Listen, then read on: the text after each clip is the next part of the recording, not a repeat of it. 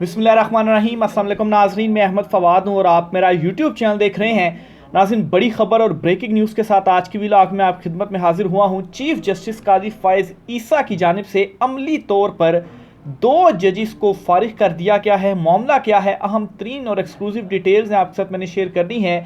Chief justice काजी फ़ाइज़ ईसा साहब बज़ाहिर कैसे और क्यों ये लग रहा है कि इस हुकूमत की सहूलतकारी में तमाम तर हदों को पार कर रहे हैं। एक्सक्लूसिव डिटेल्स आपके साथ में शेयर करूंगा। जर्नेलों से सौदेबाजी या साजबाज के अहम तरीन सबूत सामने आ गए हैं। एक वीडियो सबूत सामने आया है और इस वीडियो सबूत ने तहलका मचा कर रख दिया है। इस पर भी कुछ एक्सक्लूसिव डिटेल्स हैं, वो भी आज की व्लॉग में आपके साथ में शेयर करूंगा। सबसे पहले तो नाज़रीन, अहम तरीन डेवलपमेंट आज होने जा रही है। जो ट्रिब्यूनल्स बने थे इस्लामाबाद हाई कोर्ट में और फिर इसे चैलेंज किया गया था इलेक्शन कमीशन ऑफ पाकिस्तान में, और इलेक्शन कमीशन ऑफ पाकिस्तान ने लीगी रहनुमाओं की दरख्वास्त पर फैसला महफूज कर लिया था। ये वो लीगी रहनुमा थे जिन्हें जब ये लगा कि ट्रिब्यूनल में तो ये पकड़े जाएंगे और आईनो कानून के मुताबिक ट्रिब्यूनल फैसला करेगा, और मुसलसल बुलाए जाने पर भी ये पेश नहीं हो रहे थे और फॉर्म 45 इनके पास मौजूद थे, या वो फॉर्म 45 इनके पास भी जो थे वो भी पीटीआई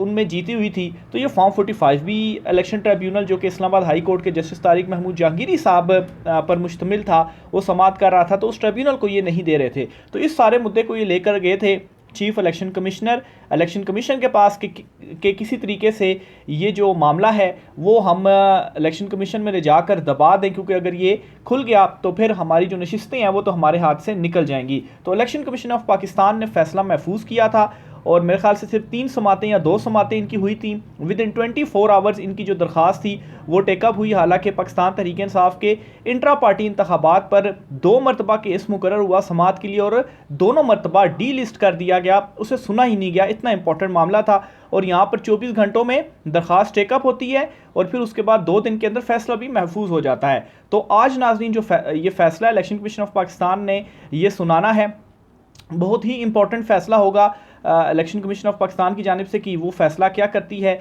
आया वो जो है वो जो ऑर्डिनेंस जारी हुआ है उसके तहत किसी रिटायर्ड जज को ट्रिब्यूनल में जो कि इस्लामाबाद हाई कोर्ट में बना हुआ है जस्टिस तारिक महमूद जहांगीरी की रिप्लेसमेंट में तैनात कर देते हैं और फिर वो केस सुनेगा, या लीगी रहनुमाओं की जो दरख्वास्त है वो मुस्तरद करती है।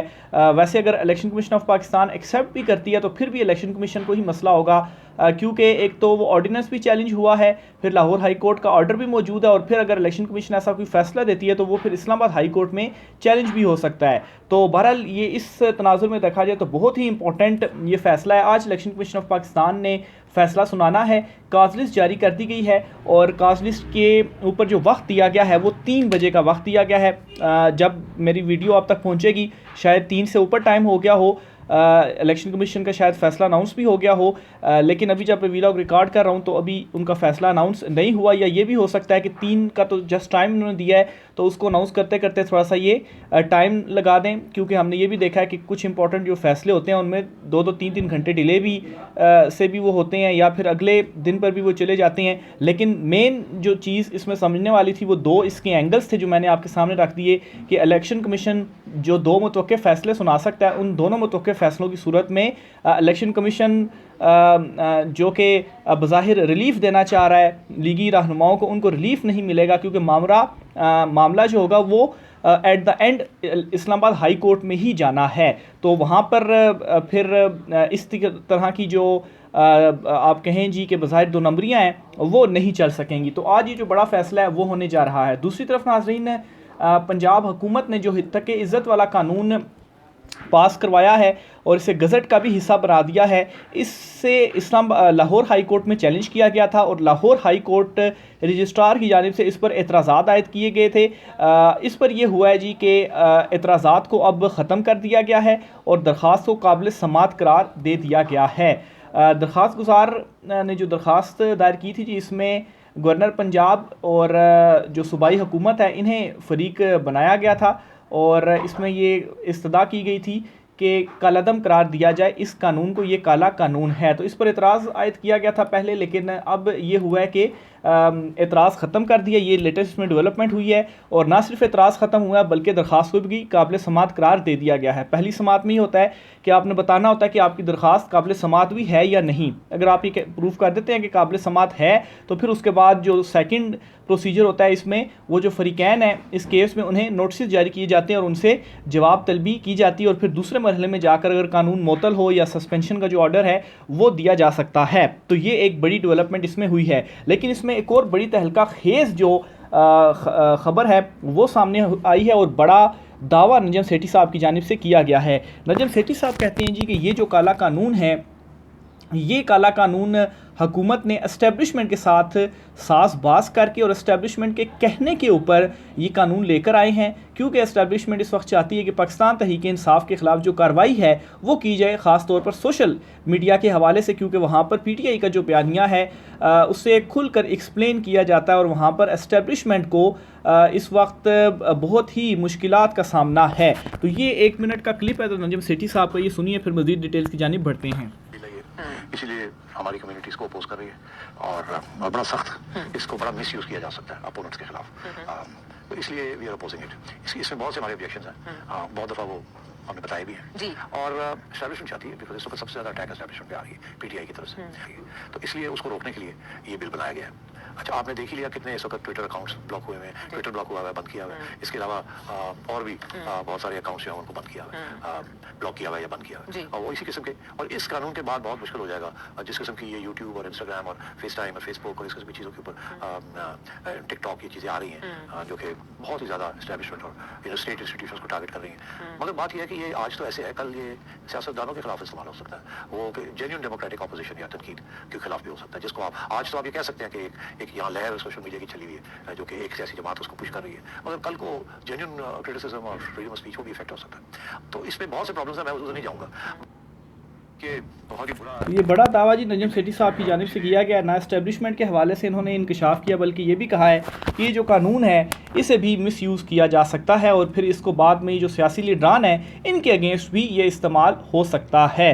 बहरहाल जी, बड़े नजम सेठी साहब की जानिब से ये दावे सामने आ गए हैं, और नजम सेठी साहब कौन है, ताकतवर हलकों के करीब तरीन समझे जाते हैं, और उनके मुँह से ये जो एतराफ़ उनकी जानिब से किया गया एस्टेब्लिशमेंट से साज़बाज़ का, तो मेरे ख़्याल से आप देखें कि पंजाब में ये बिल पास होता है, पार्लियामेंट में बिल भी ये पास होता है, तो पार्लियामेंट में एस्टेब्लिशमेंट का क्या काम। तो ये ख़ुद अपने मुंह से बोल भी रहे हैं और सबूत भी दे रहे हैं कि वाकई ये चुनतखब हुकूमत है, और एस्टेब्लिशमेंट के कहने के ऊपर ही ये जो हुकूमत है वो चलती है। और ये वीडियो आपके सामने मैंने 1 मिनट का जो क्लिप है नजम सेठी साहब का रखा है, और साफ अल्फाज में इनकी जानिब से इस वीडियो क्लिप के अंदर ये चीज़ें जो है वो बोली गई हैं। शेख रशीद साहब की जानिब से अहम तरीन बयान दिया गया है। शेख रशीद साहब इन दिनों आहिस्ता आहिस्ता खुलकर सामने आ रहे हैं, और उन्होंने ये कहा है जी कि 1-2 महीने का बस खाली टाइम है, उसके बाद मैं भी खुलकर सियासत में जो वापसी है वो कर लूँगा। अभी हल्के फुल्के बयानात उनकी जानिब से दिए गए। पहले उन्होंने एक बयान दिया कि बुशरा बीबी के अगेंस्ट घटिया ज़ुबान इस्तेमाल करने का जो दबाव था इन पर भी डाला गया, लेकिन शेख रशीद की जानिब से उस दबाव को कबूल नहीं किया गया, और बुशरा बीबी के अगेंस्ट उस प्रोपेगेंडे का ये हिस्सा नहीं बने। और फिर इन्होंने ये भी इंकशाफ किया कि इसी वजह से ही ये इलेक्शंस के दौरान जेल में भी थे, और फिर ये इलेक्शंस भी हारे। बहरहाल शेख रशीद अहमद साहब की जानिब से बड़ा बयान सामने आया, और उन्होंने कहा है कि फार्म 45 और फार्म 47 की लड़ाई गढ़े में लेकर जाएगी। और इस वक्त अगर आप थोड़ा सा जो चीफ़ जस्टिस कादी फ़ाइज़ ईसा साहब के कुछ इक़दामात भी हैं, और जिनमें वो जजिस की जो तैनातियाँ सुप्रीम कोर्ट में कर रहे हैं, और लाहौर हाई कोर्ट के चीफ़ जस्टिस को सुप्रीम कोर्ट में ला रहे हैं, ताकि लाहौर हाई कोर्ट में कोई नया चीफ़ जस्टिस आए और नीचे से सीनियरिटी रूल को ख़त्म करते हुए नीचे से किसी जज को चीफ़ जस्टिस बनाया जाए। और फिर इलेक्शन ट्रिब्यूनल्स का मामला जो लाहौर हाई कोर्ट में इस वक्त चीफ़ जस्टिस मलिक शहजाद अहमद साहब डटे हुए हैं, तो वो जब सुप्रीम कोर्ट आ जाएंगे, पीछे नया चीफ़ जस्टिस आ जाएगा, तो फिर मामलात अपनी मर्ज़ी से हुकूमत की ख्वाहिश है चलाने की, तो वहाँ पर वो चला सकें। लेकिन अभी इलेक्शन ट्रिब्यूनल फार्म 45 और फार्म 47 वाला मामला ऐसा है कि इस हुकूमत को अपने वजूद का ख़तरा पड़ा हुआ है। इस्लामाबाद हाई कोर्ट में हल्की सी पेशरफ्त हुई है तो भागे भागे इलेक्शन कमीशन के पास चले गए हैं। इसीलिए मैंने आगाज़ वीला कौसी से किया कि वो फ़ैसला बहुत बड़ा फ़ैसला होगा और इम्पॉर्टेंट फ़ैसला होगा जो कि इलेक्शन कमीशन आज सुनाएगी। शेख रशीद अहमद साहब ने मज़ीद ये कहा है कि 2 माह में सियासत का फ़ैसला होगा और अब 2 माह, 3 माह, 4 माह, ये सिर्फ शेख रशीद अहमद नहीं कह रहे बल्कि मंजूर वसान कह चुके हैं कि 3 माह में हो सकता है असम्बलियाँ तहलील हों। रमेश कुमार ये कह चुके हैं कि 3-4 महीने के अंदर जो हुकूमत है वो गिर जाएगी, और ये दोनों हुकूमती इत्तेहादी और बड़े अहम रहनुमा हैं पीपल्स पार्टी के। और अब शेख रशीद अहमद ये कह रहे हैं कि 2 माह के अंदर सियासत का फैसला हो जाएगा। इस बार ईद के बाद खाल समेत कुर्बानी होगी, कसाई का इंतज़ाम है। उन्होंने ख़बरदार किया कि 45 और 47 की लड़ाई और मायशत की तबाही हुकूमत को गड्ढे में लेकर जाएगी। उन्होंने मज़ीद ये कहा जी कि आलिया हमज़ा, सनम जावेद को जेलों में घुमा कर ज़्यादती की जा रही है। उन्होंने आर्मी चीफ से तमाम बेगुनाहों के लिए आम माफ़ी की अपील की है। शेख रशीद ने कहा कि मुल्क में इमरान खान के खिलाफ अदम एतमाद मनी लॉन्ड्रिंग के पैसों से लाई गई। बेनज़ीर शहीद बेहतर थी जिन्होंने पहले महीने में ही 7 साल कैद दे दी थी। याहिया खान के दौर का माफ़ कीजिएगा, याहिया खान के दौर का कोर्ट मार्शल अच्छा था जिसने 1 साल कैद और 20 कोड़े लगा दिए थे। पाकिस्तान और भारत का जो मैच हुआ उस पर भी उन्होंने गुफ्तगू की और अफसोस का इजहार किया और कहा जी कि हम जिस तरीके से ये हारे हैं तो ये जो टीम थी अगर ये ख्वाजा सराओं के साथ खेलती तो भी ये टीम हार जाती, और पाकिस्तान के जो लोग हैं, जो पाकिस्तान की आवाम है, उनके जो जज्बात हैं, इन्हें इस टीम ने मजरूह किया। तो बहरहाल जी ये शेख रशीद अहमद साहब की जानिब से अहम तरीन जो गुफ्तगू है वो की गई है, और ये गुफ्तगू जो उनकी इन दिनों अदालत में पेशियाँ हो रही हैं, ज़मानत के लिए वो जा रहे हैं, अदालतों के चक्कर लगा रहे हैं, तो उसके बाद ये गुफ्तगू अदालतों के बाहर उनसे की गई। आखिर में नाज़रीन, चीफ जस्टिस काजी फ़ाइज़ ईसा साहब ने कैसे 2 जजिस को आप कहें कि अमली तौर पर ही फारिग कर दिया गया। ये 2 जजिस के नाम मैं आपके सामने रखता हूँ जी। एक जस्टिस शुजात अली ख़ान और जस्टिस बाकिर अली नजफ़ी हैं। कैसे जी, ये कहानी आप थोड़ी सी अंडरस्टैंड कीजिएगा, गौर से सुनिएगा चीज़ों को। एक तो ये है जी कि 2 जजिस को इस वक्त सुप्रीम कोर्ट ऑफ पाकिस्तान लाया जा रहा है लाहौर हाई कोर्ट से। एक justice Shahzad Malik, chief justice Shahzad Malik जिनसे हुकूमत खुश नहीं है, और दूसरा जस्टिस शाहिद बिलाल, और इन दोनों को लेकर आ रहे हैं सुप्रीम कोर्ट ऑफ पाकिस्तान में। तो इसके बाद पीछे जो 2 सीनियर जजिस बचते हैं उनमें जस्टिस शुजात अली ख़ान और जस्टिस बाकिर नजफ़ी हैं। ये 2 सीनियर जजिस हैं, और इन जस्टिस शुजात अली ख़ान मौजूदा चीफ जस्टिस मलिक शहजाद अहमद के सुप्रीम कोर्ट में लाए जाने के बाद तब तक कायम मकाम चीफ जस्टिस रहेंगे जब तक कि हतमी नोटिफिकेशन चीफ जस्टिस का जारी ना हो जाए। और अमूमी तौर पर इस तरह से होता है कि जो सीनियर मोस्ट होता है सबसे, वही चीफ जस्टिस होता है, और जो कायम मकाम चीफ जस्टिस होता है उसी की बतौर चीफ जस्टिस तैनाती का नोटिफिकेशन ही जारी होता है। यानी कि जस्टिस शुजात अली ख़ान साहब को ही चीफ जस्टिस बनना था, लेकिन जस्टिस शुजात अली ख़ान और जस्टिस बाकिर नजफ़ी ये 2 सीनियर होने के बावजूद इन दोनों को सुपरसीड करके अब ये डिस्कस हो रहा है कि जस्टिस आलिया नीलम, जो कि इस वक्त लाहौर हाई कोर्ट में सीनियरिटी के हिसाब से 5वें नंबर पर हैं, और चीफ जस्टिस शहजाद मलिक और जस्टिस शाहिद बिलाल के सुप्रीम कोर्ट जाने के बाद जस्टिस आलिया नीलम जो होंगी वो 3रे नंबर पर आ जाएंगी। तो ये भी चीफ जस्टिस काजी फ़ाइज़ ईसा साहब एक हिस्ट्री कायम करेंगे कि 3रे नंबर वाले को आप बना देंगे